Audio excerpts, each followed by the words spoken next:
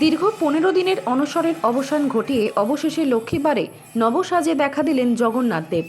স্নানযাত্রার পর অসুস্থ হয়ে প্রভু অনশরে ছিলেন, আর সেই অনশর ভাঙল বৃহস্পতিবার সকালে নেত্র উৎসবের মাধ্যমে। এদিন সকাল থেকেই দীঘার জগন্নাথ ধামে চলছে বিশেষ প্রস্তুতি। প্রচলিত বিশ্বাস অনুযায়ী স্নানযাত্রার দিন ভক্তদের দুধ, জল, গঙ্গাজল ঢালার ফলে প্রভু অসুস্থ হয়ে পড়েন।